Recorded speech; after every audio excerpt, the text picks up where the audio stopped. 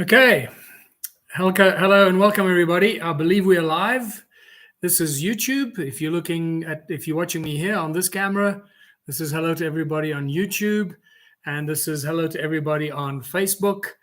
So, welcome to the very first podcast, One Small Town podcast with me, Michael Tillinger, of 20 off on a very high note. I'm getting messages that my internet is unstable. I hope that is not going to continue. I've run around and I've done everything I possibly can to get the best Wi-Fi and internet connection in our little town. So a note on the chat group to let me know that you can hear me and you can see me. And for those that have joined us, fundamental idea of One Small Town is in the name. We are bringing prosperity and abundance to small towns of the world. No matter where you may be, no matter what country you are, you can join the One Small Town initiative, use the platform, use the strategy that has been developed over nearly 2 decades, and start putting this together, you as a community, and start putting the pieces. Includes you, your family, your friends, everybody in your community. So the thing about One Small Town, what I find interesting, is that not everybody gets it. Not everybody gets it. And I think there are like three different types of people. People that get it immediately. They take one look at our website, or they watch a video that like the idea, but they don't quite get it, and they want to learn a little bit more. They want to take a little bit more time to digest it, and then they get it after a little while. As soon as they get into it and they start to understand it, they realize, oh my goodness, that are just so scarred by the terrible world we live in, and by the dishonesty from governments and big corporations. Don't get it, and they don't want to get it, and they dig their heels in and say, this is never going to work. I don't care what you tell me. It's human nature and all this. Those people that really don't get it start to learn from the small successes that we create.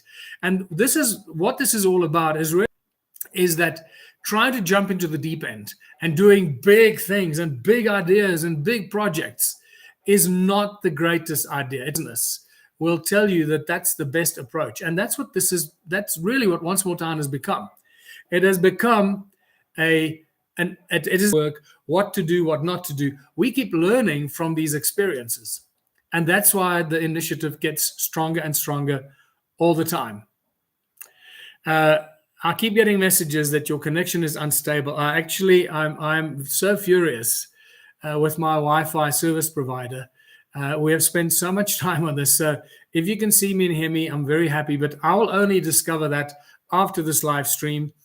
And I'll find out whether this went out successfully or not, because I have no way of checking while we're actually live. And so let's see how this goes, right? Hopefully the one on Facebook is going to record successfully, so we can use that if the one on YouTube lets us down. So I can see that there's Birgit from Germany, and we've got somebody from Ghana that's joined us. That's wonderful news. I'm not sure who's joining us on Facebook. Send some messages so I can see any of the comments in here. In the past, it's worked very, very well. Then at least I know that you can hear me and that I'm actually going live. Fantastic to learn all these lovely things. I will have to make a different plan with the Wi-Fi. I thought I solved it, and let's see. Right. So the three kinds of people, that really either get it or and they don't get it. So the other important thing is One Small Town isn't going to happen on its own. Some people have this idea that, okay, great. They email me and say, oh, we want to do One Small Town, Michael. What should I do? Can you come and help us? That's not how it works. Imagine if 100 or 1,000 people email me and they all want to start One Small Town. I can't be in all the places at the same time.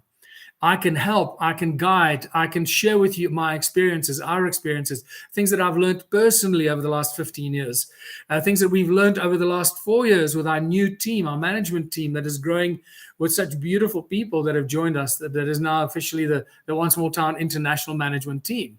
So I can share with you, I can guide you, we can help you, but I can't do it for you. We need strong, brave leaders, leaders that have a vision, leaders that get it, leaders that understand it, people that know how to inspire others and that are prepared to stand up in their community and lead by example. Take this bull by its horns, this One Small Town bull by its horns, and lead it into your community. That's what we need to do. Those are the kind of people we need to find. Now, it's interesting. There are two types of people that we can launch One Small Town with, and I'm going to get to that a little bit further in today's podcast.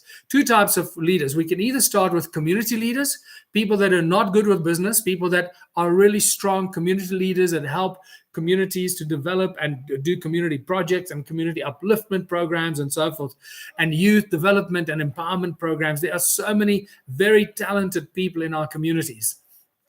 We can start with those, and we can start without having to worry about businesses and business plans and all that corporate stuff that we have to do if we want successful businesses that make profit with profit distribution and so forth. That is the role of the ambassador and the management team that the ambassador puts together. But there's also the role for the One Small Town community leaders that take this bull by the horns and start to do community development programs. And for me, that is the most exciting thing that I'll talk about in much more detail, so that you can get excited, you can get inspired, and you can realize that you can start this tomorrow if you have what it takes. I will help you. We will help you, guide you, help you on the platform, how to fill in the forms, how to log the different community upliftment programs and projects. So each one is a listed project on its own and so forth. But I'm going to come back to that in a few minutes after I've gone through a few other motivational ideas that I want to share with you and share with everybody. So first of all, I want to tell you that this year has started off on such a high note for us here at the One Small Town head office. First of all, if you're not aware, in South Africa, that's where I'm located, in South Africa, the year comes to an end normally on November the 15th, and it restarts again in January the 15th. So around January the 15th, around there. So the entire country shuts down. The schools shut down for the end of the year. The companies shut down for the Christmas holidays. Everything shuts down. Production shuts down. So it literally is impossible to do anything, to have anything manufactured or built or designed or anything like that. So that's been an interesting challenge, and I guess I've had to come to terms with that we building our new technology, our what I can say our world-class recycling technology. So I can say that the technology that we've developed over the last 12 months is probably the best. It's either the best or it's among the we're just flying by the seat of our pants. We are now doing the recycling as with the technology that we've developed. We are building more machines. We are setting it up for the USA and setting up for the UK. So when we launch in the USA and in the UK, we've already had a few months of trial and error here in South Africa. So by the time we launch in other countries, especially in the USA with our wonderful United States and this amazing team and various other ambassadors that are sitting in the wings, waiting to launch with us. This is going to be absolutely huge, and that's going to give us the funding that we so badly need to help manage our head office.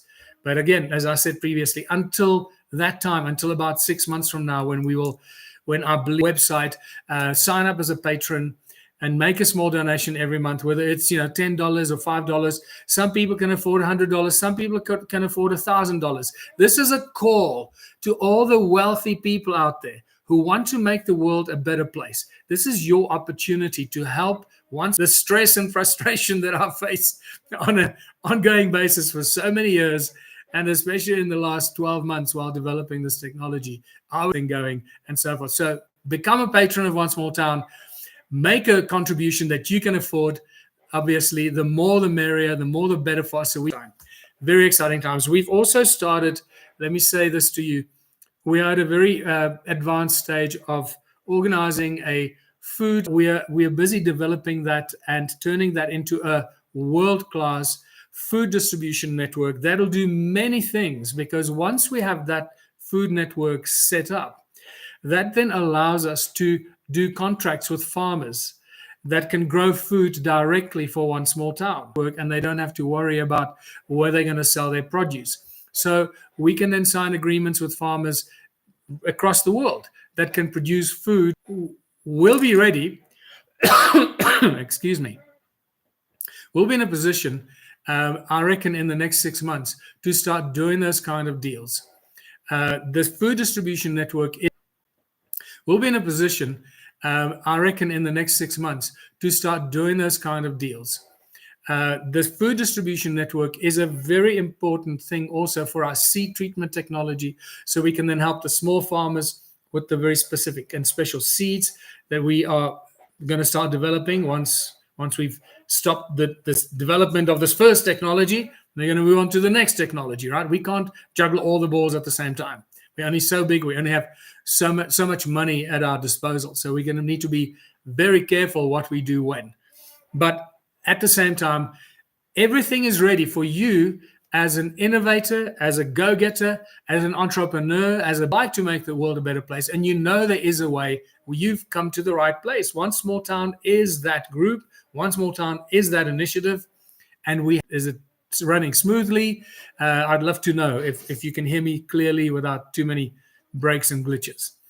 So, right. So the thing about this, as I mentioned, we can't start the One Small Town. I can't start it for you and your community.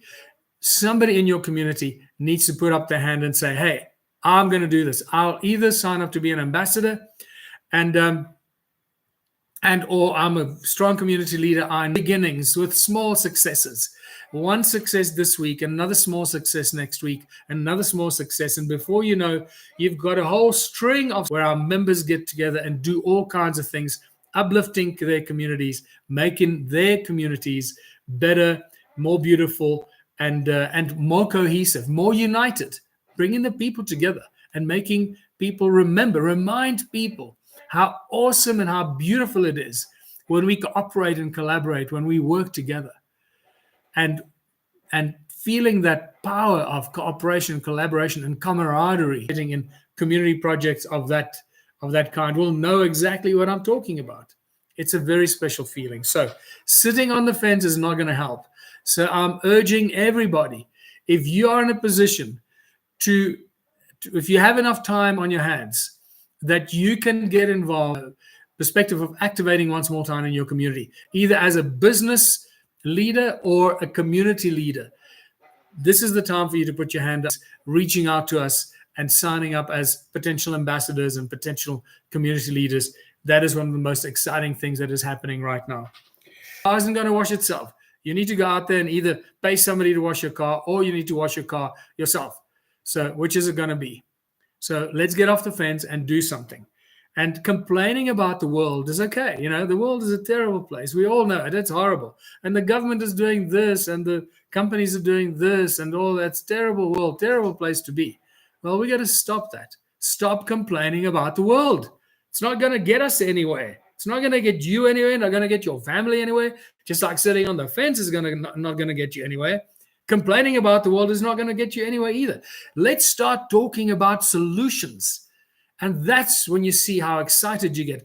The moment you start talking about solutions, the moment you change your mindset and you start to imagine how you can solve the problems in your town and your community, you start coming together with other people in your community, and you start brainstorming and solving this problem and that problem, and how are we going to do this, and where are we going to find enough food to start a food kitchen, where are we going to find enough tar to fix the potholes, and so forth. Once you start coming together with other like-minded people in your community and you start sharing ideas and coming up with solutions, man, let me tell you, that is such an important activating moment, not only for you as an individual, but for the activity that follows.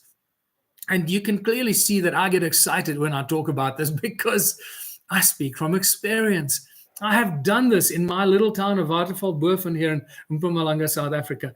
In 2013, when we started to fix our town hall, when we started to pick up the rubbish in the town, when we started to put together the community kitchen, it was spectacular. There was such an amazing feeling of togetherness, of unity, of what should we do today? What are we doing today? And it was absolutely incredible until the government and municipality got involved and they destroyed everything. And it was really at that moment that we also learned that we cannot work with government as partners. I'm talking about as a partner or municipalities, because they have very different intentions. It's all politics. It's all smoke and mirrors. It's all show and no action. So One Small Town is for the people, by the people, and that's exactly what we do. Because we know that the power lies with us, we know the power lies with the people, and that's what we do.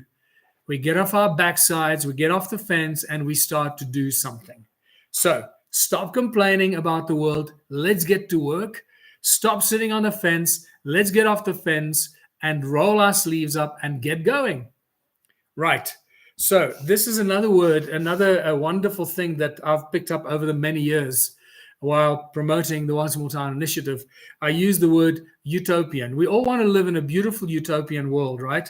And then some people get all upset. It's like this crazy thing that people say. People think that the word utopian is some sort of a conspiracy. It's some sort of a nonsensical, imaginary, crazy word. You'll never reach utopia. You'll never reach a utopian society. Utopian, and they see utopian as a negative word. And I've found that absolutely mind-blowing, because that's how our minds have been poisoned by the current system. You say something beautiful and it's interpreted as something ugly or negative. So let's use the word utopian for what it's supposed to mean. It is beautiful. It is something we strive for, something we want to achieve.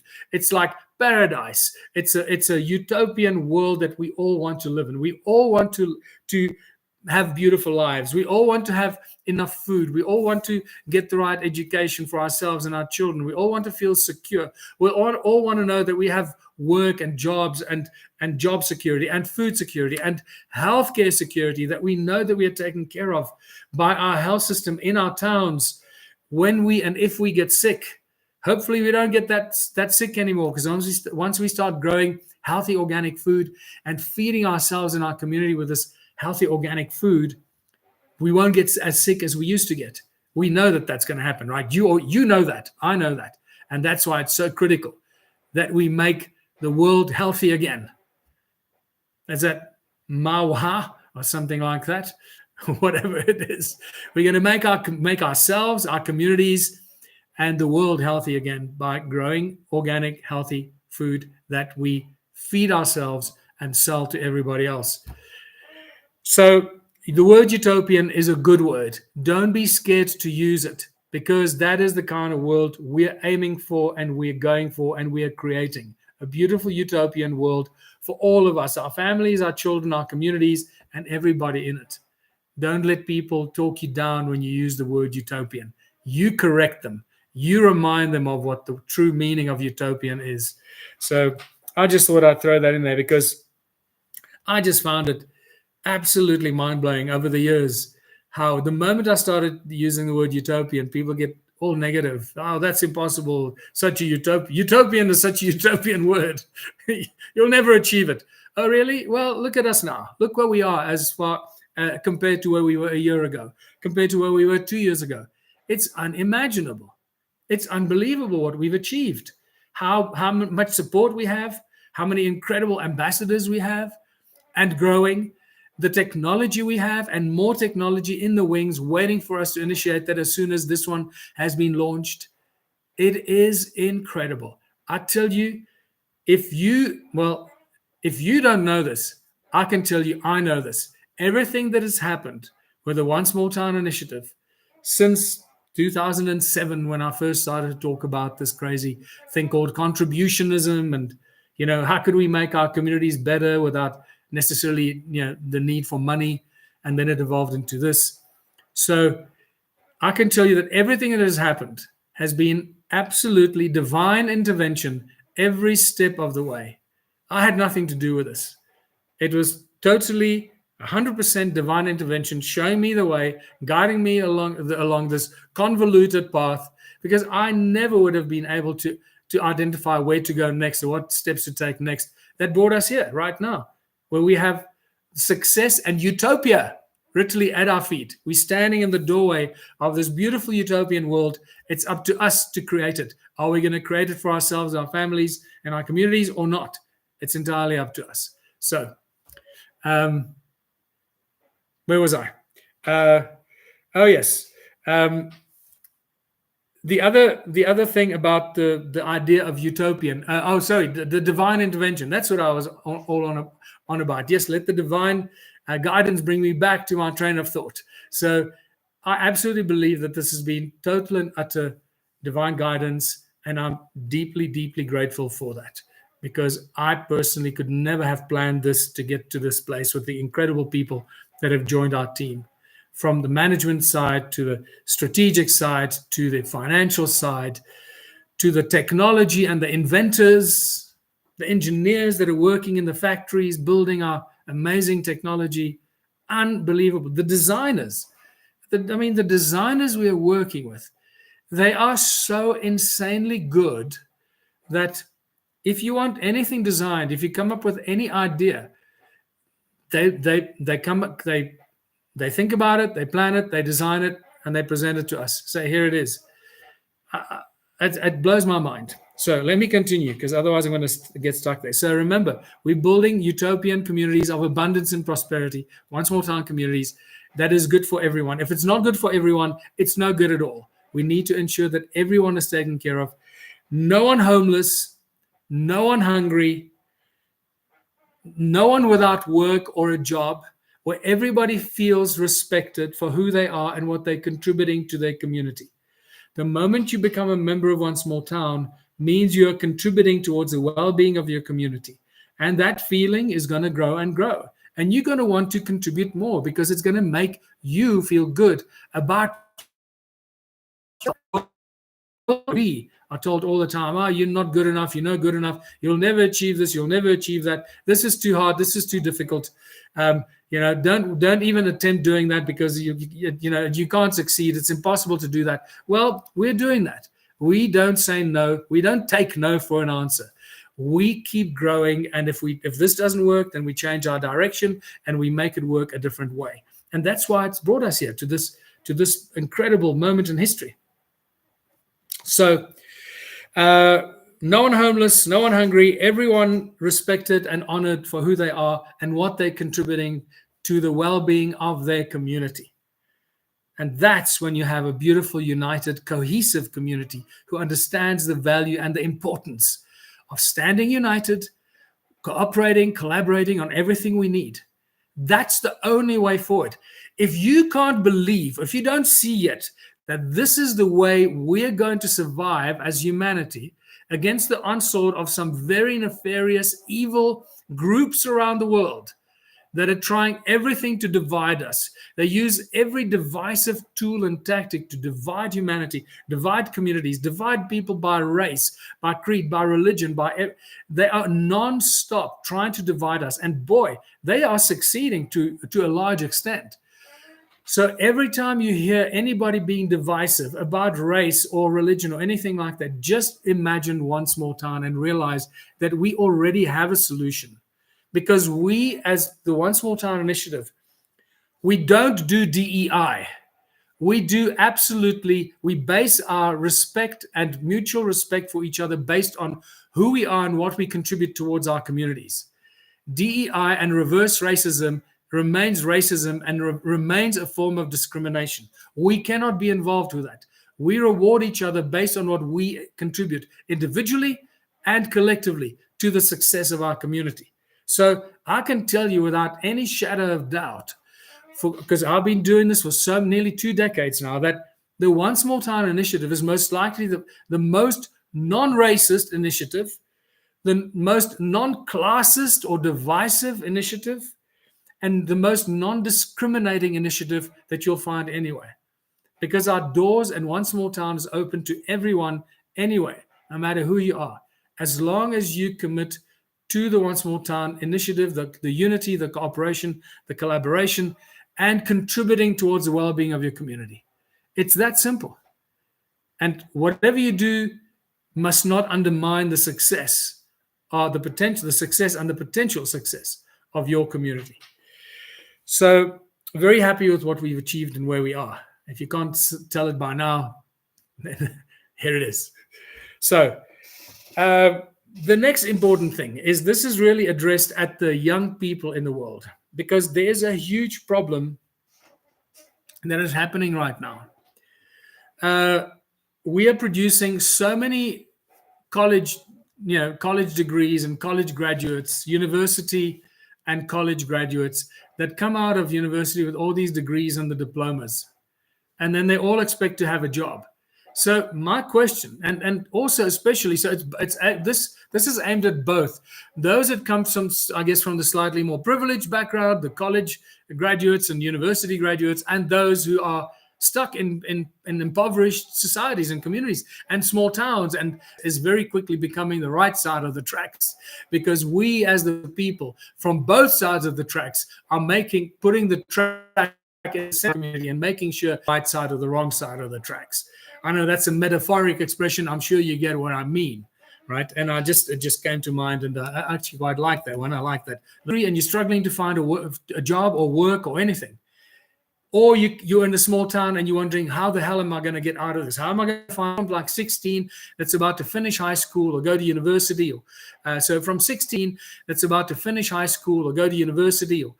So from 16 to like the age of 24, 25, young people that are either finishing school or finishing university. What do you think you're going to do? Where do you think you're going to find a job? There are not enough companies, not enough businesses starting, not enough business opportunities being created by the economic growth in your country, in your city, in your environment, in your state. There's not enough jobs being created by the corporate structures. There's going to be very little opportunities left for you, or presented to you, not left for you. Very few opportunities available to you. And this is where One Small Town becomes so absolutely crucial and absolutely critical. We have the tools to create all the businesses in our towns that you could possibly imagine. It's entirely up to you, the young people of every small town, to come together. Will help develop a whole, or put together a whole youth development training program, a training course that'll help you and your community, other companies and governments, waiting for governments to create jobs, and waiting for governments and other companies to offer jobs and things like that. That's it to all the young people out there. And I really feel a deep sense of concern for the youth of the world today, because of what's happened, stability that's finally arrived in the United States. Hopefully that's gonna be a great guiding light for other governments to follow. If you don't agree with me, that's okay. We'll get beyond this. Let's get the young people in our small towns and in our cities. You can do this in the cities too, but obviously, whether it's agriculture, whether it's engineering, whether it's healthcare, whether it's technology, whatever it is, come up with ideas to start businesses together, get them unite, realize the power of your united stance. The moment you stand together and you start to cooperate and collaborate, you have big ideas. So please, as the young people of the world, go out, read the website, read the One Small Town website, watch as many videos as you can, be a community leader or apply to be an ambassador, and take it from there. We will start to assist you from the office, but we can't assist you unless we know that you're there and you want to engage with One Small Town, you want to take it further. So let me just see what else. Oh, the other problem, obviously, with small towns and young people in small towns, the big thing is that, and this is actually one of the reasons why small towns begin to wither and fade away and start to collapse. Because all the young people, when they get to a certain age, when they finish school and they leave school, they either go away to college in the city somewhere, or they go away to the city to find a job. So this is a constant problem across the world. It doesn't matter what country you are, it's the same problem everywhere. However, there is an interesting move from the cities to the small towns, but that's by the rich and the wealthy people who want to sort of retire in small towns. That's a flow in the opposite direction. But as far as young people coming out of school, trying to find their feet in life, trying to find stability and get a job and that kind of thing, a lot of those young people leave the small towns to find a job in the city, and that's a big problem. We want to stop that. We want to do the opposite. We want to help the young people and everyone in the small towns to come up with ideas and help them start their own businesses. My vision is, and this is what I manifest, and I can see it. I've seen it already. You have these visions. I've seen it already, that every small town that becomes a successful one small town will have at least 100 to 200 businesses that they start that belong to that community. Probably 200 businesses. If you take the agricultural sector alone, and you just think about how many businesses you can start within agriculture, from the growing of food, all the different crops, whether it's cereals or vegetables or fruits and nuts, whatever it is, there are dozens and dozens of businesses just from growing crops. That includes packing and repackaging the food and the crops and creating other food products, from biscuits to prepared food and so forth and so forth. So you can just imagine how many different kinds of businesses you can start in your community. And that's just in the agricultural sector. And the food manufacturing and food production sector. You could end up making coffee. You can be doing rice. You can be packaging this or that, and canned foods and prepared food and dog food and cat food and animal food for the agricultural industry and farmers. The agriculture alone has the capacity to start dozens and dozens of businesses for you and your community. This is obviously for small towns with agricultural activities. It is an endless opportunity on so many levels. It's up to us to recognize those opportunities, and for the experienced people out there to help the young people in the small towns to put these ideas together and get this off the ground. The One Small Town platform is there. Everything is ready for you. It's just for you, if you're a driven individual, to join us and start doing this with us. With you and your community, and with us helping and guiding and assisting you to get this off the ground. So we want to stop the young people, the exodus of young people and talented people, gifted people that can find jobs get attracted to the small towns, because suddenly every small town that starts up has all these businesses starting up, and they might need experts in this, and engineering experts and IT experts. So I anticipate that we're going to reverse the urbanization, and we're going to make people from the cities. Actually, what happens with the current system is that the young people leave the city, or somebody leaves the small town. They leave the town because they believe they're going to find a job in the city. So they move to the city, and they get a shitty little apartment somewhere, and they're desperately going around looking for a job. Somehow you survive to stay in the city, to pay your rent month to month, but you hardly survive, and you hardly left their towns with the hope of finding salvation in the cities, get themselves stuck in the urban area, in the cities, in the metropolitan, and the small towns are falling apart. Businesses are closing down, things are closing down. Small towns are under pressure. We need to run small town stores activated, getting our technology implemented in our towns. That will reverse that flow of people. Is the absolute Cinderella opportunity for all the conscious millionaires and conscious billionaires to get involved in something that will change their lives. It'll change their destiny, that they change their levels of happiness and a feeling of achievement by getting involved and funding One Small Town activities, finding a small town and choosing to invest in a specific small town. Because once you invest in the small town community, you're going into business and you go into partnership with an entire community that are your partners, that become your partners. and not just one potential, shyster or crooked individuals that becomes your partner that eventually stabs you in the back. And we know those horrific stories of partnerships.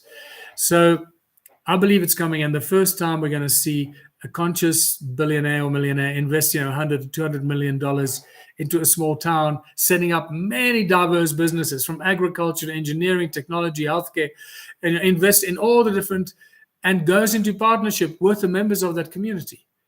It's going to be a stampede, and I know you're going to be looking back at these videos years from now and saying, "Oh my goodness, Michael was right." We're going to see so many more conscious millionaires and billionaires go running, finding the next small town to be able to invest in.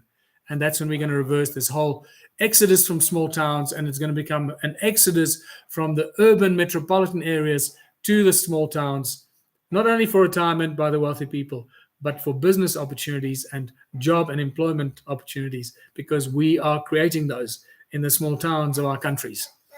So the other important thing I need to talk about is this horrible thing of charity. So by now, I trust that many of you are already, many of us are already aware of the terrible dark side of charities. And most of the charities of the world, whereas the Clinton Foundation, all those charities, and Bill Gates and all his charities, the Bill Gates Foundation and all these charities, and Soros and all their charities and foundations and all that. And there are so many of them, and USAID and United Nations, UNESCO, whatever, all these funded and then charitable organizations. These are all horrible, horrific organizations, and we cannot continue that kind of activity. When I say horrible, horrific, because most of the money that goes in there is not used on the charitable things that they claim that they're going to use it on. So, they might tell you that, donate this and donate that. And look how long we've been funding cancer research. Really? Don't the big pharmaceutical companies have billions and billions of dollars for cancer research? Why should private individuals be funding cancer research? Just think about that. It's insane. And good-hearted people fund from their pockets and their bank accounts, which are often not very full, right? Fund what they believe is a noble thing, cancer research. If only you knew what happens to that money. We've got to stop charity. Charity is not a solution for the world. And so many people get so emotional. They believe that charity is such a wonderful thing. And they say, charity, yes, I love charitable things. And I want to go and distribute food. And I want to go and feed the hungry and feed the homeless. And I want to bring blankets to the people that are homeless and that are cold and so forth. It might be good. It might be a noble gesture. And it might feel good while you're doing it. But ultimately, it is a terrible scourge that has evolved on our planet.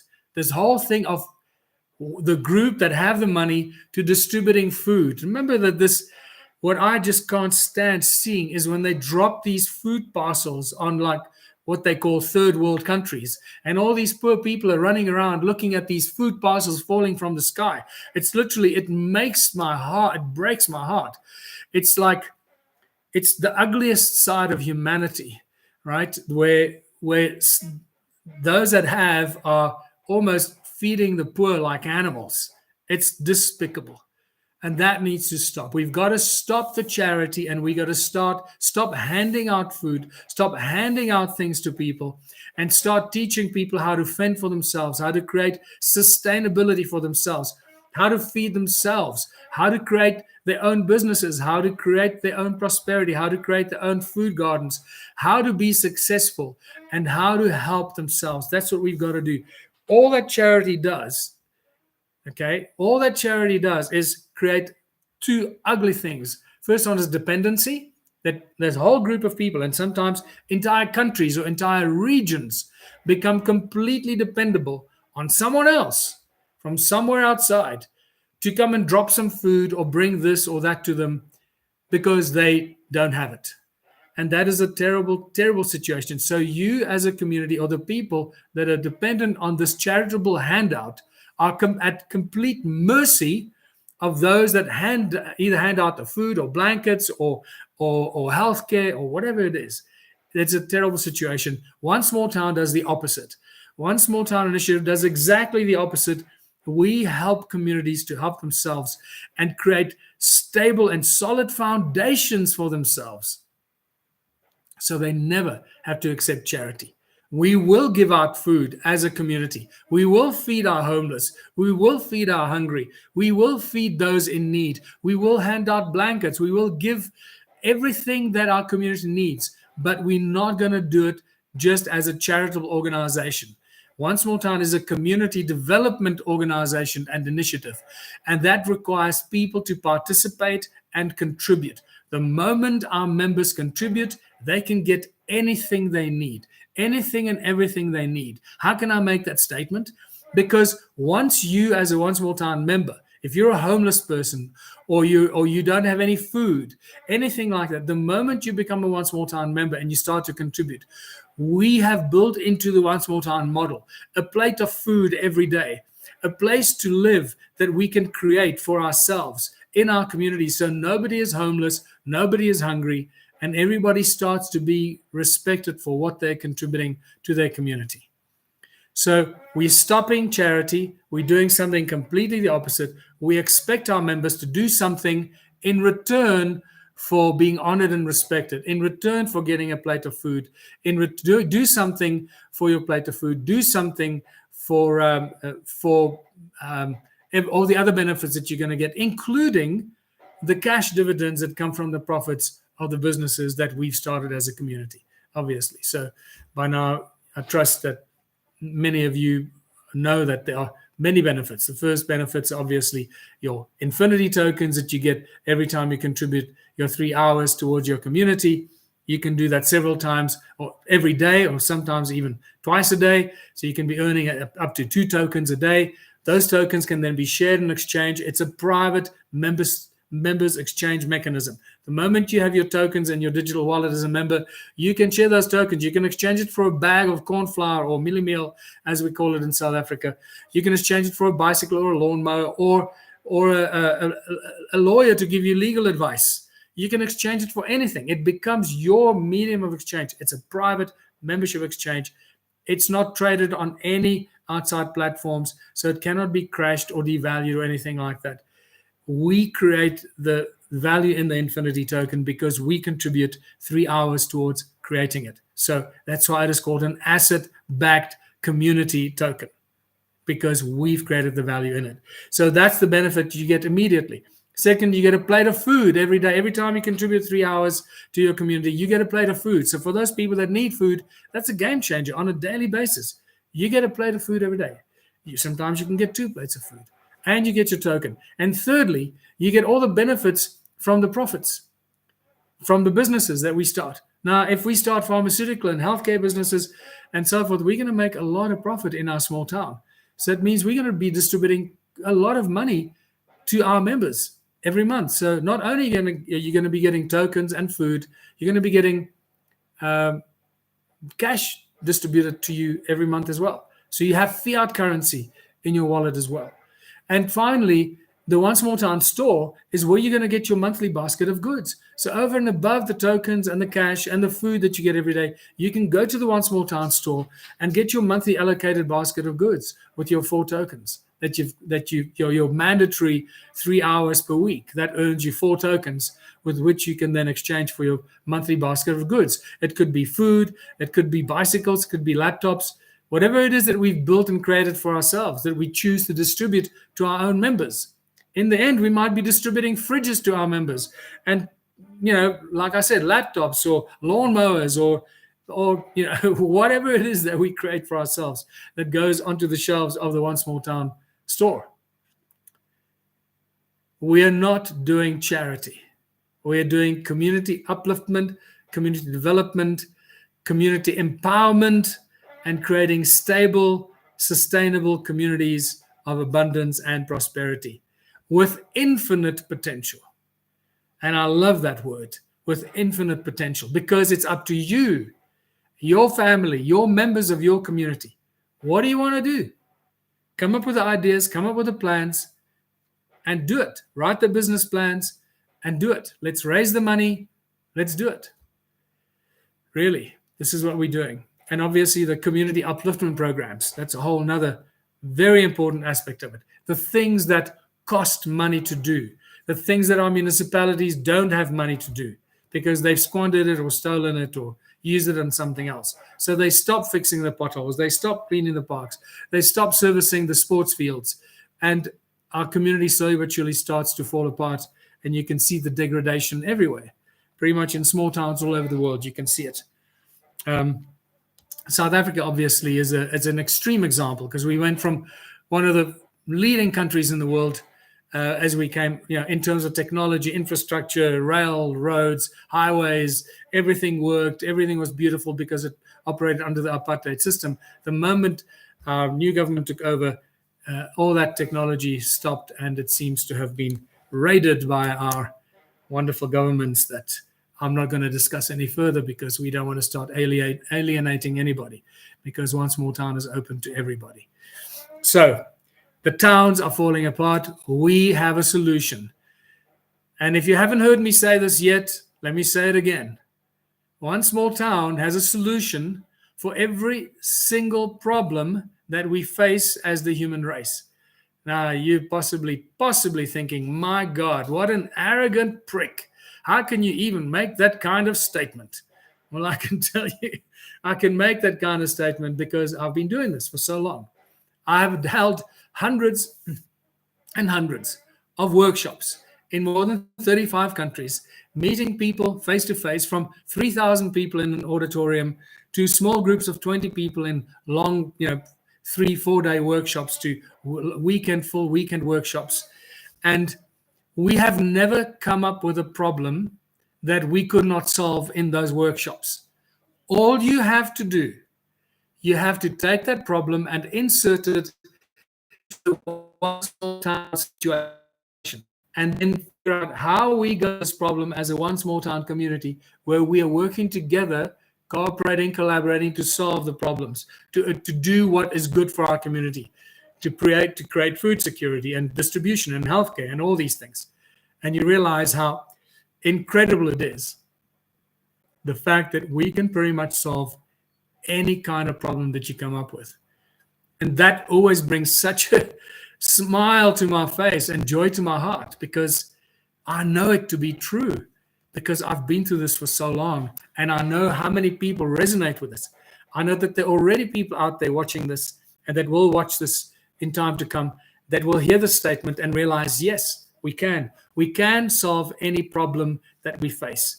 We just have to do it together, united, in a cooperative way, aiming at providing a solution for the community, not a solution for one greedy individual or the shareholders of a company or the government that tries to create more red tape and bureaucracy to restrict our rights. No, we're finding solutions that are good for our community, good for everyone in our community.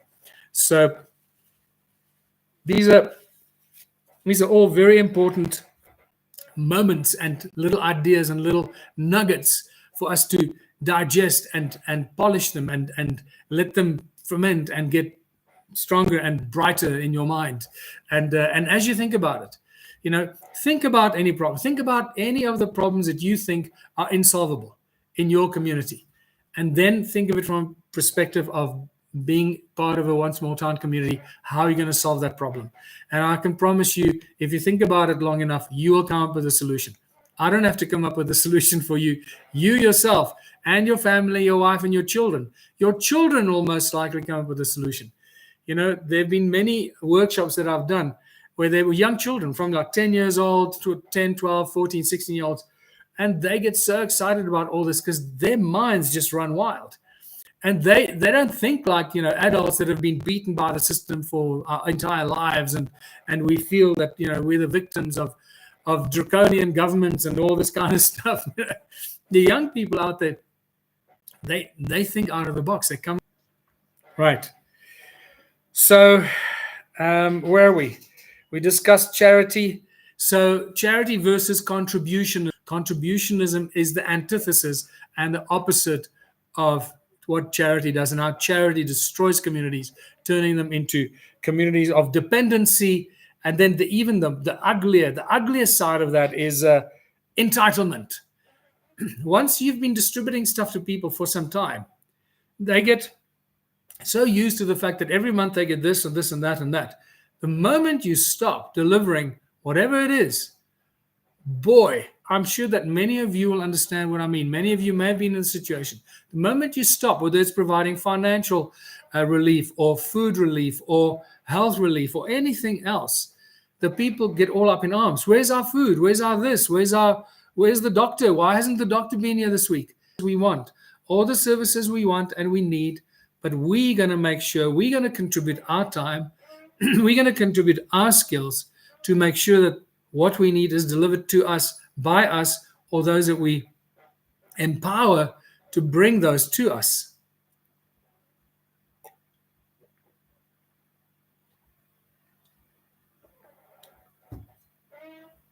So in a nutshell, that is in essence the huge difference between, I guess, capitalism and also charity and contributionism. Contributionism is we contribute to the well-being of our community, and that's how we can drive it. We can manage it. We know we can set targets to achieve things and so forth, and we can make decisions of what we want to do for ourselves and our community. One of the most exciting things that I believe is going to start happening soon, in 2025 especially now, is turning our small towns into food forests. I must tell you, one of the very, very exciting ideas that have come up, and we have planned it and imagined it and written it down into a strategy and an implementation plan, and how we can use our seed treatment technology to help treat the seeds and distribute the seeds to the communities, to the high school kids, and create an entire seedling growing program from fruit trees and nut trees, and choose where they grow, where we put what trees, and plan it with the community. We might have to get permits from the council or the municipality to say we're going to plant trees in our streets and so forth, and literally turn our small town into a food forest of fruits and nuts. That's just such an incredible, simple idea, and something that the students at the high school students can do for themselves and their future survival and their future success and their future abundance and prosperity. Imagine 10, 20 years from now, 30 years from now, the young students when they were 16, 17, 18, living and getting the fruits of their labor and the food forest that they created in their town while they were still in high school. What an incredible, simple plan and simple idea. So that's just one of the many ideas I share with our ambassadors and our community leaders. And that's the one thing that we, as the One Small Town head office, can do without too much complication, because we have that seed treatment technology that we've developed, that we can help those seeds become super seeds to grow faster and better, produce better fruits, larger fruits, and are more resistant to pests and bugs eating them, and need less water and so forth. So I digressed a little bit, but I'm now going to come back to actually, before I go back to the two ways that we can start One Small Town. I see we've done an hour already, so I'm going to start wrapping it up with a simple reminder that, remember, the One Small Town initiative, we from our side are ready. We have spent the last 3 years building our platform, putting everything into place. It's by no means perfect. It's by no means finished and ready. It keeps growing. It keeps evolving. It keeps getting better and stronger. And it just keeps serving us better, right? It's like AI. The more input we put, the more we design it, the more we develop it, the more we code it, the more integrated it becomes. So, we can help our distribution with our retail stuff, with our banking, with our business plans, with our project management, with the feedback and distribution of our profits and our foods and so forth. So the whole One Small Town platform is ready. It's up to you, the members and the people in the small towns, to grab this and run with it. We're here to help, to guide, to advise, and we will. And I will be there every step of the way with our partners that help advise on the business plans, how to use the platform, how to set this up.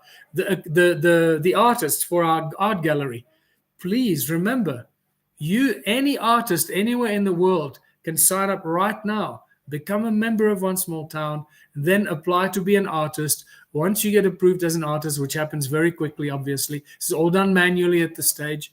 So once we approve you as an artist, you can then start to upload your works of art. The moment you've uploaded your works of art, you fill in the forms. There's our curator is there to help, and our support platform team is there to help.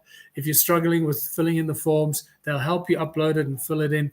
Once you've uploaded your art to One Small Town Art Gallery, you will continue receiving a 10% royalty on all future sales of your art.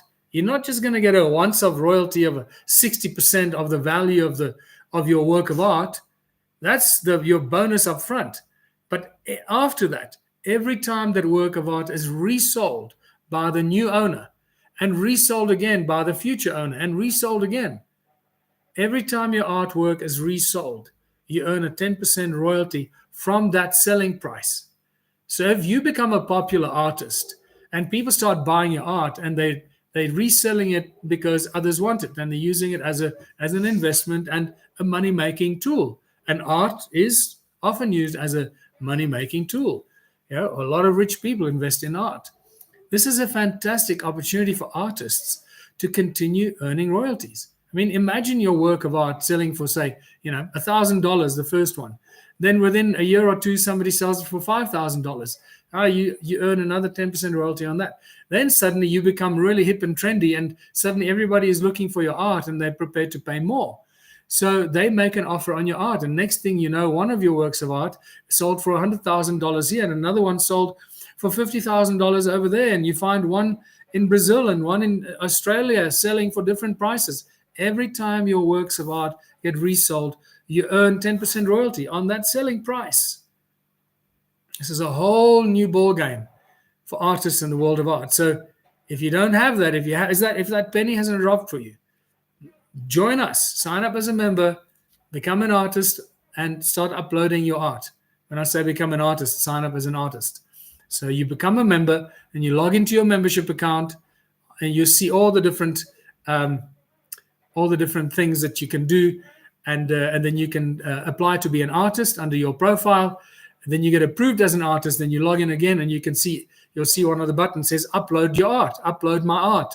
Very simple. You click that and you start uploading your art. You give it a title, you give it the price, you describe what it looks like, and you write some more descriptions, and your artwork gets turned into an NFT right there and then. By the time you click upload and send, your work of art gets turned into an NFT, and that's how you keep earning future royalties.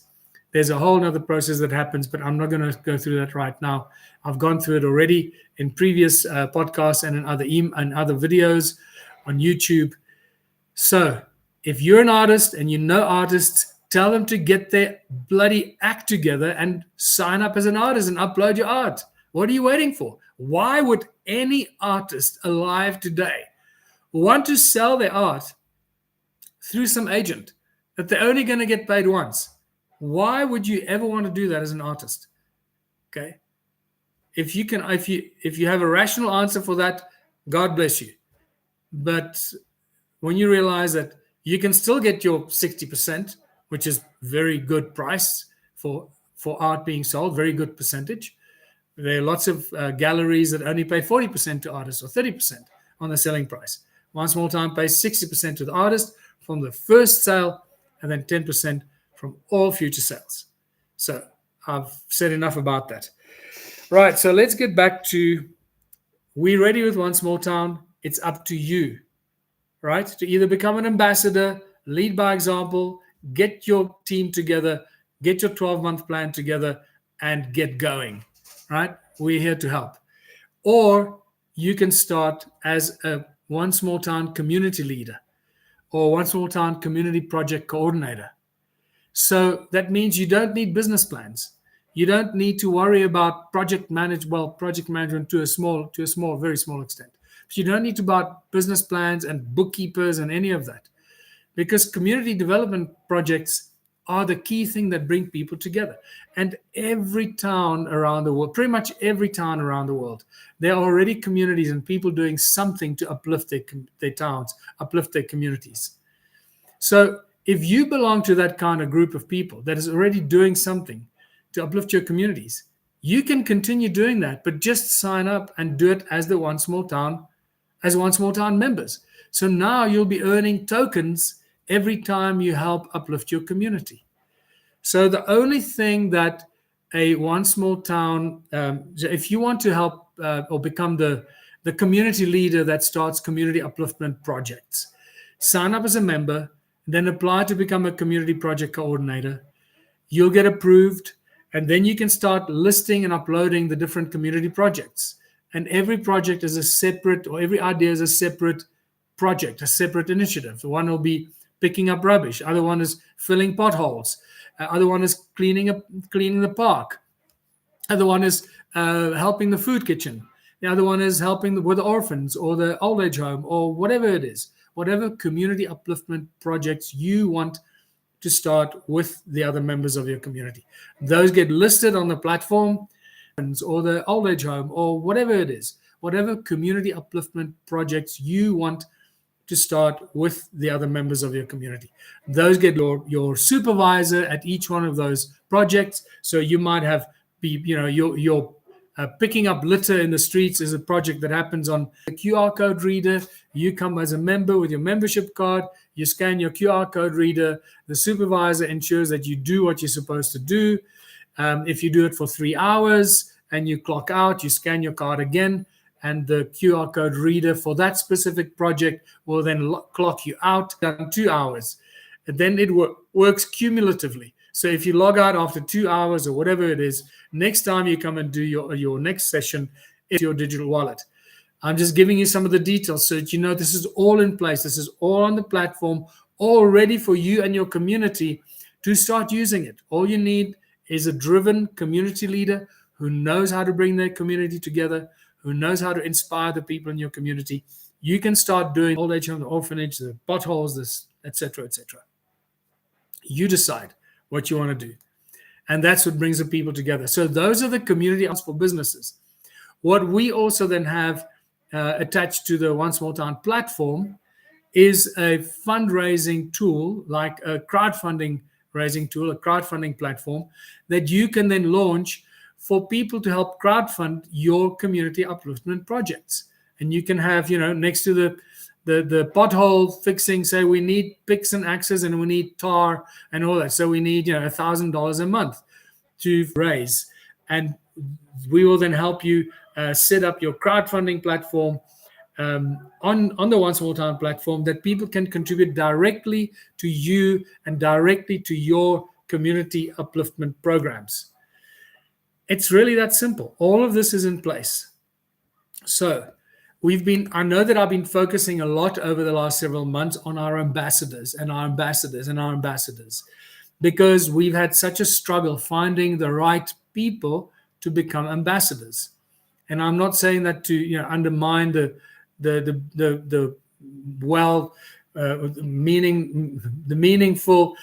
good meaning and good heartedness of the people that have signed up as ambassadors. They just weren't the right profile. They're wonderful humanitarians, they're great community leaders and so forth. But an ambassador is someone that's like a CEO or a general manager that has run big corporations and big companies with many departments, because the ambassador ultimately will be managing and overseeing all the businesses that you start in your community with many different departments. So you can imagine the ambassador ultimately will be responsible for the successful running of all the agricultural projects, all the engineering businesses, whether you start building laptops or fridges or bicycles, whatever it is, or packaging of food, or the distribution of all the stuff, the running of the One Small Town store, making sure that the store runs. The ambassador will be like a CEO, making sure that all that stuff is happening successfully, and have a team of people that know how to manage each and every one of those activities in your small town. So that's a serious job for a CEO kind of minded person who is experienced in running that kind of diverse activity. Not everyone has got those kind of skills. That's why it's been slightly more challenging to find the ambassadors, because we've been looking in the wrong way or in the wrong direction. Now those quality people are starting to sign up. It's very exciting.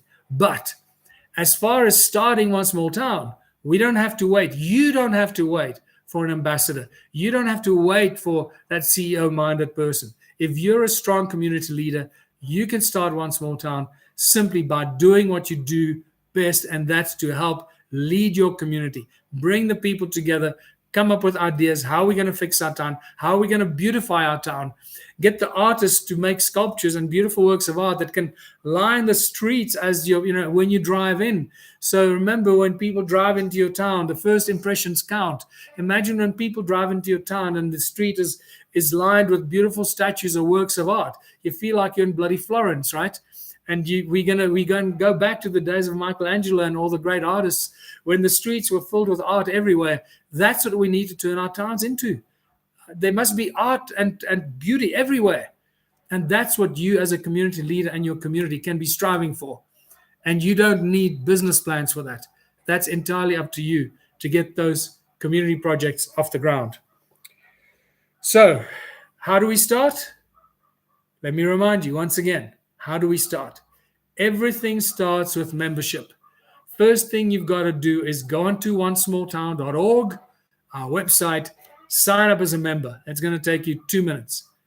Once you are a member, you can then choose what you want to do. Log into your membership account, click on my profile, and then choose one of the many roles that you can play. Whether you are an IT person or a community project coordinator or an ambassador or a business planner or anything like that. You can then choose what role you want to play. So right now, we're looking for 2 key types of people to launch one small town in your community. That is either an ambassador, which is as I mentioned, quite a hectic, strict, focused, business-minded kind of person, and managing big businesses capacity, or a community leader who is experienced and knowledgeable how to inspire, motivate community members, bring them together to work together, to cooperate, collaborate for the greater good and of their community, which means it's the greater good of themselves. To start community gardens, food programs, to start the seedling program, and so much more that you can do as a community project coordinator to help uplift your community without worrying about the business plans on the other side. So I hope I've given you some food for thought to start 2025 off on a high note. We've now done 1 hour and 17 minutes. I hope that this has all gone out live and without any interruptions or breakage or breaks in the transmission. I'm going to say thank you for being here. Thank you for watching. Share the One Small Town message. This is our year. 2025 is going to be the year where the first One Small Town, Cinderella small town, is going to be born and created. Whether it's in South Africa, in the UK, in England or Ireland, or in the USA, which we are already looking for, it's going to happen in the next several months. And every day we get closer, every week we get closer. So I also want to tell you that our USA team is already looking at the first small town. We are trying to identify the first small town in the USA with our American ambassador and one of our members there that's put up his hand to say, I want to be the ambassador for the first small town in the USA. So we are actively looking for the first small town that's going to be the perfect size and the perfect location that we are going to we're going to turn into the first Cinderella One Small Town of the USA. And that's going to be a game changer on so many levels because of our incredibly strong team in the USA. So thank you for watching. Thank you for being here. Sending you lots of love, grace, and ease on the journey that you may go. Stay healthy, stay well. And I'll see you next week for our next One Small Town podcast number 9. Until next time, this is Mike Tillinger. Bye for now.